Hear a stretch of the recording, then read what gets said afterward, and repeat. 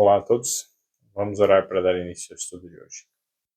Senhor Deus Pai, Criador dos céus e da terra, muito obrigado pela Tua palavra, pelo dia, pelos Teus ensinamentos, por não desistir de nós. Ajuda-nos agora a investir o máximo da nossa capacidade e a clamar pelo Espírito Santo, a nos dar ainda mais capacidade, nos abrir os olhos, nos fazer ver as coisas espirituais, porque elas se discernem espiritualmente. Então, dá-nos a mente de Cristo para que possamos entender as profundidades da Tua palavra. Seja conosco em nome de Jesus. Amém. Então, queridos, vamos lá. Continuando o estudo dos olhos, agora no livro de Deuteronômio. Capítulo 6, versos 6 a 9.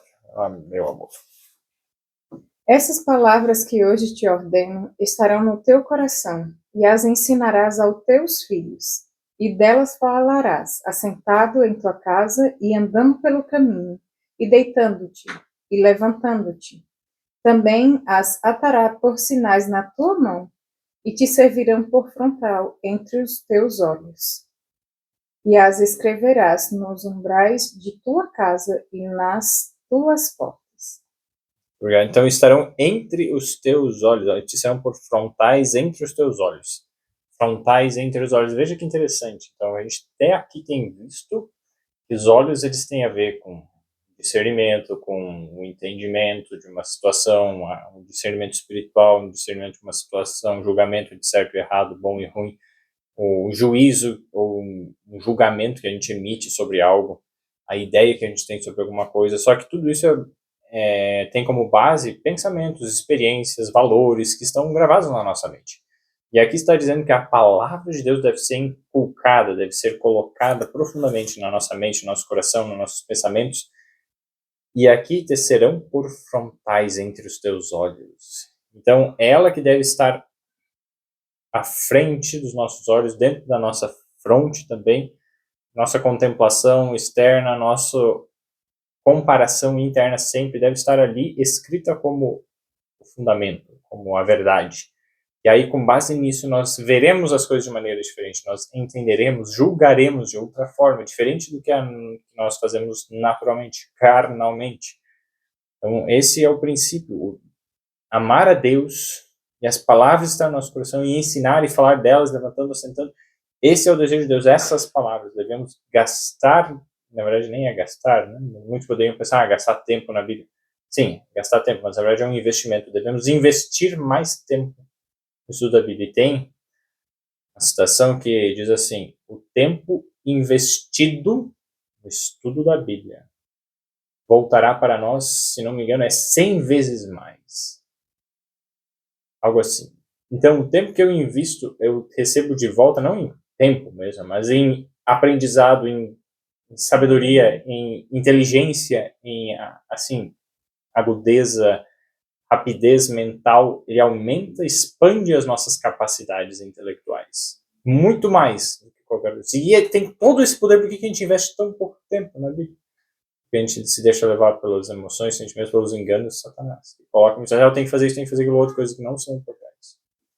Eu muitas vezes fiz, ainda faço, Deus tem misericórdia, mas para a gente priorizar o que é mais importante, Deus em primeiro lugar, a sua palavra em primeiro lugar, mais do que qualquer outra coisa. Deus tem misericórdia de nós e nos ensina isso, amém? Deuteronômio agora, capítulo 11, versos 11 e 12.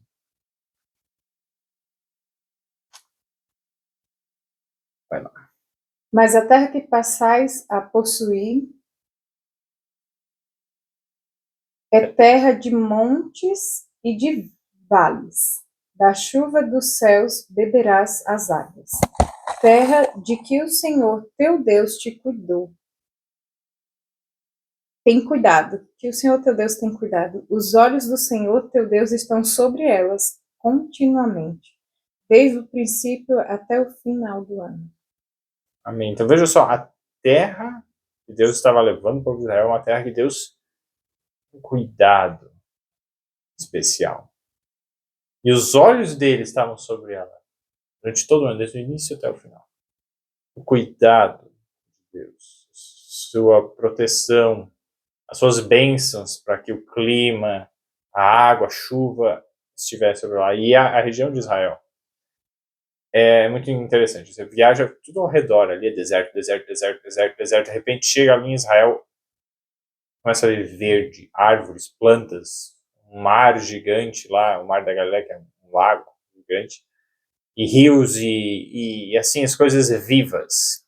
Pouca distância dali é deserto, pedras, areia e seco, deserto, deserto. É incrível. Deus literalmente abençoou aquele local. Hoje, infelizmente, está amaldiçoado tudo que aconteceu e toda a rejeição de Cristo que foi feita e ainda é feita hoje. Mas é um local que Deus tinha um especial cuidado. E será o local onde a Nova Jerusalém será.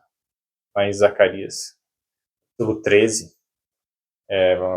Vamos abrir lá, só para compartilhar esse texto. Se não me engano, já compartilhamos em algum momento aqui no estudo, mas vamos de novo lá. Zacarias, capítulo 13. É o penúltimo livro do Antigo Testamento. Isso. E aí, Zacarias tem 14 capítulos. Na verdade, é o capítulo 14, não é o 13, não. Zacarias 14, no último capítulo. O verso 4. Que é um dos momentos finais. Antes, em Apocalipse ele vai descrever também, antes da destruição final dos ímpios. Então, antes do dia da batalha, o dia do juízo final. Fala aí no verso 3. Deus pelejará contra as nações no dia da batalha. E agora o verso 4, meu amor. Pode. E aquele dia estarão os seus pés sobre o Monte das Oliveiras, que está defronte de Jerusalém para o oriente. E o Monte das Oliveiras será fendido pelo meio, para o oriente e para o ocidente, e haverá um vale muito grande, e metade do monte se apartará para o norte, e a outra metade dele para o sul. Então a descrição aqui de como será esse momento, ó.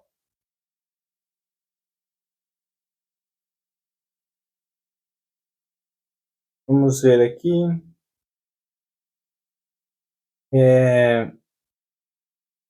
Ele está descrevendo quando naquele dia estarão os seus pés sobre o Monte das Oliveiras. Está descrevendo Jesus quando ele pisar na terra novamente.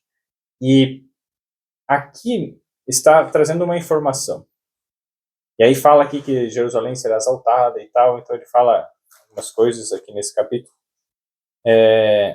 falando o que vai acontecer naquele momento. Mas não todas as informações, o restante está no Apocalipse. Mas o que, quando a gente compara isso, o julgamento final ali, o que acontece, como que acontece, e depois Apocalipse, que a cidade, ela repousa lá em Apocalipse. Vamos abrir aqui, Apocalipse capítulo 20 e... vamos ver...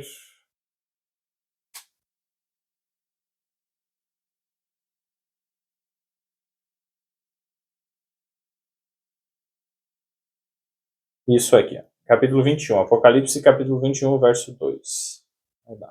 E eu, João, vi a santa cidade, a nova Jerusalém, que de Deus descia do céu, adereçada como uma esposa ataviada para o seu marido. Então, e no próprio Apocalipse ele vai e vem no tempo, porque aqui no capítulo 21, verso 2, ele vê ela descendo do céu, a nova Jerusalém. Muito bela, adornada, belíssima. E aí, aqui, quando a gente volta no capítulo 20 de Apocalipse, quando Satanás ele é solto, no verso 7, acabados 1000 anos, ele será solto. Então, e aí o verso 9 vai dizer o seguinte, vai lá. E subiram sobre a largura da terra e cercaram o arraial dos santos, a cidade amada. E de Deus desceu fogo do céu e os devorou. Muito obrigado. Veja só que interessante. Então, a Nova Jerusalém ela está vindo naquela descrição ali, João vê, ela descendo do céu. Só que no capítulo anterior ele descreve uma cena em que a cidade já está lá. E que os ímpios vêm e cercam a cidade amada, que é a Nova Jerusalém. E eles subiram sobre a largura da terra e cercaram o arraial dos santos e a cidade amada. E aí desce do fogo do céu e os devora. Essa é a cena que está descrevendo lá em Zacarias 14. Que vem, Deus sairá e pelejará no dia da batalha, ele vai vencer os seus inimigos, e Jerusalém será exaltada, é o que está dizendo aqui. Então, quando a gente une as duas informações, a gente consegue entender um pouco mais essa história. Só para trazer uma linhagem mais assim precisa, se alguém quiser assistir os vídeos da série do Apocalipse, tem no canal. A gente fez já o estudo do Apocalipse, e está ali. Mas aqui nós vemos o seguinte, quando Deus, no caso Jesus, quando Jesus volta quando ele vem pela segunda vez, na sua volta, então quando ele chega para resgatar os seus salvos, os seus fiéis, e levar para o céu, nesse momento já existe, o que a gente diz, né, uma parte do início do milênio, a destruição de todos os vivos que estão aqui na Terra, exceto Satanás e seus anjos. E aí Satanás ficará preso porque não poderá enganar, não haverá quem enganar. Todos os seres humanos aqui da Terra serão mortos. Os vivos que não estão salvos morrerão. Os mortos salvos ressuscitarão. Os mortos que não estavam salvos continuam mortos e ficam ali. E os vivos, que estavam vivos e fiéis, eles são transformados num piscar de olhos, como lá em 1 Coríntios 15 está dizendo. Então, quando todos agora estão reunidos, como diz 1 Tessalonicenses capítulo 4, eles vão ser levados, arrebatados. Esse é o arrebatamento, que não é secreto, porque todos ali estarão vendo. Todos os anjos estarão contemplando, e Deus e os salvos, mas os perdidos estão mortos, então nem todos verão, mas não é secreto, ele é bem visível. Então, nesse momento, são arrebatados e são levados para o céu. É longe, a viagem é grande, mas Deus tem tecnologia suficiente para fazer ela bem rápido. E aí, no tempo certo, chegam lá no céu, e depois que chegam no céu, passam-se 1000 anos de julgamento, que a Bíblia diz, vão sentar-se em trono e irão julgar e reinar com Cristo durante 1000 anos, lá no céu. E na terra, Satanás preso, terra destruída, desolada, terremotos e um monte de coisa aconteceram, ficou toda transtornada a sua superfície, quebrada, arruinada. Mas depois desses 1000 anos, aí vem essa cena. Vem a Nova Jerusalém, ela desce, só que antes dela tocar o local onde ela vai ser instalada, que é onde? O local ali, onde é onde está a Jerusalém atual, só que um pouquinho deslocada, porque a Jerusalém atual está num local, e tem um valezinho, e depois tem outro lugar que tem um Monte das Oliveiras. E eu estive lá, é perto, assim, você consegue caminhando, eles fazem algumas horas essa caminhada, e se for rápido até em menos, mas é 1 hora, 2 horas talvez. E aí, quando você está no Monte das Oliveiras, Jesus ele vai pousar aqui, né, descrevendo ali, né, o capitão dos exércitos de Deus, o general, no caso de Jesus, ele vem e pisa sobre o Monte das Oliveiras. E quando ele pisa, quando ele vem pela sua segunda vez, quando ele volta, né, a segunda vinda de Jesus, ele não pisa na terra, ele fica nos ares. Então agora, pela terceira vinda de Jesus, ele vem e pisa. E quando ele pisa de novo aqui, que é depois desses 1000 anos e tal, tudo, né, ele fende. Então, a oriente ao ocidente, ou seja, o oeste e o leste, e ao contrário, né, eu falei, mas isso aí, ó, o oriente ao ocidente, o leste e o oeste, ela se fende. O Monte das Oliveiras se fende, se quebra, assim, da esquerda para a direita, da direita para a esquerda, e faz uma rachadura grande, e aí tomba uma parte para o norte. Esse tombar para o norte, assim, o lugar onde a Jerusalém atual está, já fica todo debaixo da terra e muito mais, fica para lá, e aqui para o outro lado. Por quê? Porque a Jerusalém atual tem um tamanho muito menor que a Jerusalém celestial, que ela tem, assim, 600 quilômetros de largura e de comprimento, é gigante. Então ela fende e se abre assim e forma uma grande planície. Nessa grande planície que aqui descreve, né, em Zacarias 14, a Nova Jerusalém daí vem e desce. Então Jesus vem primeiro a Jerusalém, fica no céu, voando, parada ali. Jesus toca, prepara o lugar para ela, aí ela desce, e aí nesse contexto, nessa situação, aí estão lá os perdidos, eles estão vindo assim, estão querendo atacar, vem sobre a largura da terra, aí vem as cenas do juízo final. Aí Deus faz esse fogo, consome. Então, um pouquinho aqui, um pouquinho ali, a gente constrói esse quebra-cabeça. Então, por que a gente está falando isso? E conforme a gente leu aqui, Deus tem os seus olhos sobre essa terra. E nesse mesmo local, naquele mesmo local, naquela terra, Israel, será a Nova Jerusalém estabelecida para sempre. Então, o seu cuidado ainda está lá. Hoje, infelizmente, ainda há maldição muito grande da parte de Deus naquele local, porque muito sangue inocente foi derramado, especialmente o sangue de Cristo Jesus. Mas é ali também um local muito especial, porque é ali que Jesus veio, viveu e se sacrificou por nós.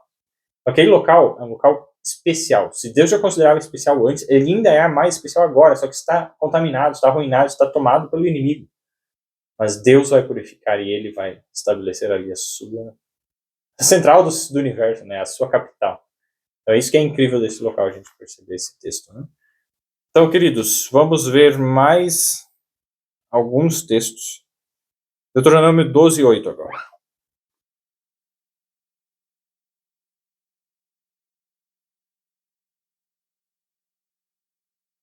Não fareis conforme a tudo que hoje fizemos aqui, cada qual tudo o que bem parece aos seus olhos. Muito obrigado. Então, Deus, por meio de Moisés, está dizendo, não faça assim, faça tudo que você acha certo aos teus próprios olhos. Depois a gente vai ver em Provérbios que tudo que o ser humano faz é certo aos seus próprios olhos. Mesmo que quando alguém está fazendo algo errado, naquele momento ele acabou decidindo que era o certo aos seus próprios olhos. Se a gente pensar só de maneira egoísta, a gente vai fazer muita coisa errada e vai se desculpar, não, isso aqui é certo porque eu quero, porque eu gosto, porque eu estou precisando, então não interessa os outros, e vai fazer as coisas de forma egoísta. E depois, muitas vezes, vem a consciência, que é o Espírito Santo fala, foi errado, mas se a gente vai silenciando essa voz, dizendo, não, eu tô certo, e vai se achando certo sempre, aí o Espírito Santo para de falar o nosso ouvido. Então, a gente não deve seguir só o que a gente acha ser certo.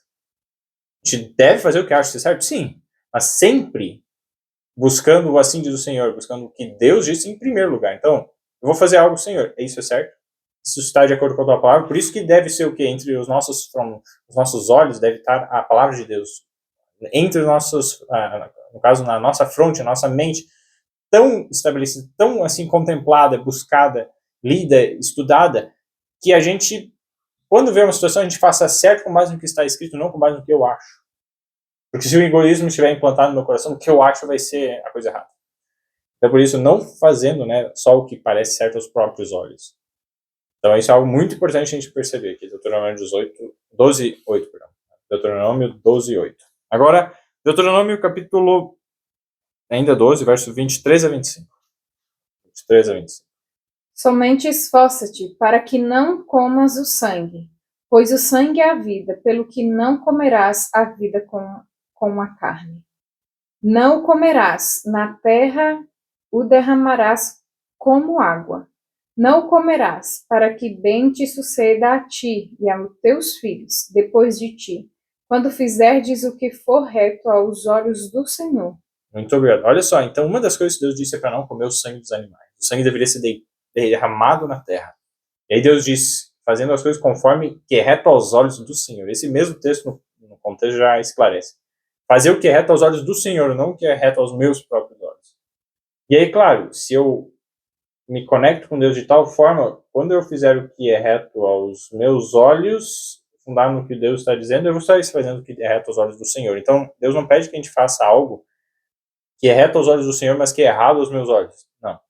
Pelo contrário, Deus pede que a gente se humilhe e deixe o nosso coração modelável, que deixemos nossa mente moldável, influenciável por Deus, para que Deus coloque ali o que é certo. Porque se a gente ficar assim, não, Deus está dizendo que é isso, mas eu não concordo com Deus, o que eu acho é certo, Deus não quer isso. A gente deve se humilhar e reconhecer, Senhor, eu posso não entender, mas o Senhor diz é certo, eu vou fazer o que o Senhor diz. E se humilhar e dizer, não, o que Deus diz é certo, mesmo que eu não entenda. Mas fazer, então, e aí depois, quando for algumas coisas que a gente não entende, no tempo, com a humildade, com a clamar a Deus e no pedir, no tempo certo, Deus esclarece e a gente entende, isso era o certo. E a gente vai perceber, não, Deus é certo, Deus é perfeito, Deus é o melhor. Em todas as situações isso. Então, por isso, Se em alguma situação tiver um conflito entre o que eu acho que Deus sabe, siga o que Deus sabe, porque desconfie de você mesmo, não desconfie de Deus. Duvidar da bondade de Deus ou da sabedoria de Deus é a pior coisa que alguém pode fazer na vida. Então, confiemos em Deus e desconfiemos de nós, porque o nosso coração é o quê? Enganoso, o coração, mais do que todas as coisas, e desesperadamente corrupto. Quem o conhecerá? Está lá em Jeremias, capítulo 17. O verso, se não me engano, o verso 8, verso 10. Vamos ver aqui, Jeremias 17, verso 9. Enganoso é o coração mais do que todas as coisas, e perverso ou desesperadamente corrupto, em outras traduções. Quem o conhecerá? Só Deus, né, conhece. Então esse é um texto importante para a gente perceber. E agora Deuteronômio capítulo 13, versos 6 a 11. Deuteronômio 13, 6 a 11. E aí nós encerramos hoje com esse verso. Deuteronômio 13, 6 a 11. Pode ler, minha irmã. Quando te incitar teu irmão, filho da tua mãe, ou teu filho, ou tua filha, ou a mulher do teu seio, ou teu amigo que te é como a tua alma, dizer-te em segredo: vamos e sirvamos a outros deuses que não conhecestes, nem tu nem teus pais, dentre os deuses dos povos que estão em redor de vós, perto ou longe de ti, desde uma extremidade da terra até a outra extremidade. Até o 11. Não consentirás com ele, nem o ouvirás, nem o teu olho o poupará, nem terás piedade dele, nem o esconderá. Mas certamente o matarás, a tua mão será a primeira contra ele, para o matar, e depois a mão de todo o povo, e o apredejará até que morra, pois te procurou apartar do Senhor teu Deus, que te tirou da terra do Egito, da casa da servidão, para que todo Israel o ouça e o tema, e não torne a fazer semelhante maldade no meio de ti. Eu posso dizer algo que, bom, não está revelado na Bíblia, pelo que não está revelado, provavelmente seja isso. Eu creio que isso não aconteceu. Deus sabia, disse que essa era a melhor coisa a ser feita numa situação em que alguém tentasse desviar qualquer pessoa do caminho de Deus e levar para a idolatria. A melhor coisa a fazer é eliminar o mal pela raiz. Viu ali, tá errado? Não. Eliminar. Pare com isso. Tenta falar com a pessoa, não. Deixa se a pessoa, não, é isso, aquilo, cara. Tá ali fixo na própria ideia, não quer se arrepender, não quer mudar de ideia, aí vai pena de morte. Isso, no caso, não se aplica mais à nossa realidade. Hoje nós não temos um Estado teocrático, um governo teocrático. Mas aqui está dizendo que é algo que, se o povo de Israel tivesse feito isso, desde a primeira vez, humilhado, seguido a Deus, se arrependido, né, e feito isso de verdade, provavelmente o povo de Israel ainda estaria hoje e teria sido totalmente diferente a história, né, tanto com Jesus vindo e tal. Então, aqui é o princípio o melhor para todos. Parece algo cruel, difícil, terrível, mas é a única segurança que nós temos. É colocar Deus em primeiro lugar acima de qualquer outra pessoa. Ninguém mais tem o direito de colocar no lugar de Deus na nossa vida. E aí Jesus mesmo falou coisas muito semelhantes. Se alguém amar pai ou mãe, filho, filha mais, ou esposa, né, mais do que a mim, não é digno de mim. Peço depois, quem está assistindo e quiser dar uma participada, que pesquise e anote ali nos comentários quais os versos da Bíblia em que Jesus fala isso. Há mais do que um. E nos evangelhos, né? Diferentes contextos, diferentes situações, Jesus chegou e disse algo nesse sentido, né? Se você ama mais qualquer pessoa do que a mim, não é digno de mim. Jesus dizendo isso. Então, é a mesma palavra. E aqui o que Jesus, aqui o que Deus, né, vai fazer, o que Moisés aqui falou, mais do que Deus disse, é a mesma coisa que Jesus um dia vai fazer, todos aqueles que se afastarem dele serão destruídos.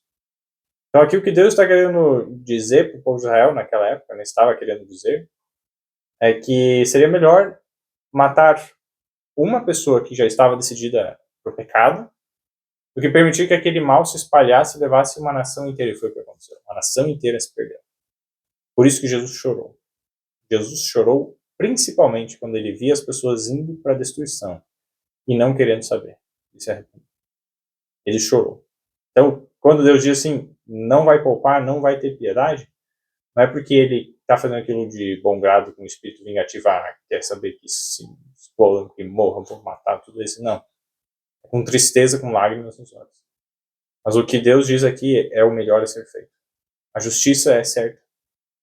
E o conflito é intenso, é verdadeiro. Mas Deus quer. E aí o ponto em questão, verso 8, ali no Deuteronômio 13:8, diz, nem o teu olho o poupará, nem terás piedade dele, nem o esconderás. Por quê? Se a gente pensar, não, ele fez ali, não, mas tá tentando, não, mas eu vou abafar aqui a situação e tal, a pessoa não quer se arrepender, não quer mudar, não. Faz de conta que não viu, não, vou ter piedade, deixa, calma. Deus está dizendo para não fazer isso. O olho não poupar. E ver o mal não deve se aprovar o pecado. Deve se condenar o pecado. E Deus nos dê sabedoria a fazer isso com amor e a seguir os passos de Deus. Claro, não é para sair matando, não. Deus não pede que façamos isso. Deus vai tomar o juízo em suas mãos. A questão é que no povo de Israel ele deu esse juízo e autoridade para pessoas naquele momento. Só que em algum momento, em algum ponto da história, né, no futuro próximo, as igrejas cristãs unidas com o papado, com o Estado, em homenagem ao papado, eles vão criar uma imagem abessa, ou seja, todos aqueles que fizerem diferente do que eles acham, eles vão condenar a destruição, vão buscar matar aqueles que estão fazendo algo diferente. Só que a grande diferença é que, em vez de terem a Bíblia, a palavra de Deus, a lei de Deus como fundamento da justiça, do juízo que eles estão emitindo, eles têm tradições humanas. E isso muda tudo. Porque aos olhos de Deus isso não é válido. Você tem que deixar de lado o que a gente acha ser certo, fazer o que Deus disse que é certo. Então esse é o grande erro que vai acontecer. Provavelmente vão se valer desses textos, dessas situações. Não, era feito assim, assim tem que ser e tal, vamos fazer. Só que com um erro no lugar da verdade. E aí muda tudo. E aí Deus vai intervir. Então, queridos, que estejamos do lado certo, que estejamos do lado da verdade, do lado de Deus, da lei de Deus, fazendo o que é certo pelo motivo certo. E com amor no coração. Não nos apartemos de Deus, porque Ele é a nossa vida. Se nos desviarmos dele, todos morreremos. Mas unamos-nos ao Senhor e deixemos quem quer que seja. Se for necessário deixar pai, mãe, filho, filha, irmão, deixemos. Jesus usa essas palavras, deixar. Por quê? No contexto que Jesus já estava falando no contexto de uma outra nação governando. Não eram as leis de Deus mais que estavam ali totalmente como fundamento da justiça da nação. E não era Deus o governante supremo, mas eram pessoas e tinham outras leis. Então, nesse contexto, Jesus, em vez de se levantar contra, tentar estabelecer um novo reino e tal, o que ele diz? Deixar. Então, se alguém quer, deixe aquela pessoa. Então, hoje, o princípio que se nós compararmos, não é Jesus não diz assim, o marido, a esposa e tal, não está querendo seguir, mata ele e daí faz. Não. Porque mudou o contexto, mudou a realidade da política e de governo e tal. E nesse contexto novo, a justiça vai ser de Deus no tempo certo, naquele momento final, quando a gente falou ali, né? Deus vai executar o juízo dele. Mas até lá, então, Deus muitas vezes pede para que nós nos afastemos, deixemos, mesmo com dor no coração, mas por amor, nos afastemos, porque Deus é em primeiro lugar e sempre, que seja sempre em nossas vidas. Amém? Então vamos orar para encerrar, pedir para minha esposa amada fazer a oração final. Oremos. Querido Deus, grandioso Pai Celestial, queremos te agradecer, Senhor, por teu cuidado, por tua proteção e também por tua palavra, Senhor. Queremos te pedir que esvazie de nós mesmos, e nos enche do Teu Espírito Santo, para que possamos, ó Deus, guardar a Tua palavra em nosso coração. Como lemos em Deuteronômio, Senhor, que ao sentar, ao levantar, ao deitar, em todos os lugares, Santo Deus, possamos colocar-nos em prática. Que nada, nada e nem ninguém nos separe do Teu amor, Senhor. Fortalece-nos em Cristo Jesus, para que, quando Ele voltar com a nova Jerusalém, possamos estarmos reunidos por toda a eternidade com Cristo Jesus. É isso que te pedimos e desde já te agradecemos por Ele. Amém. Amém. O Espírito Santo esteja guiando cada um.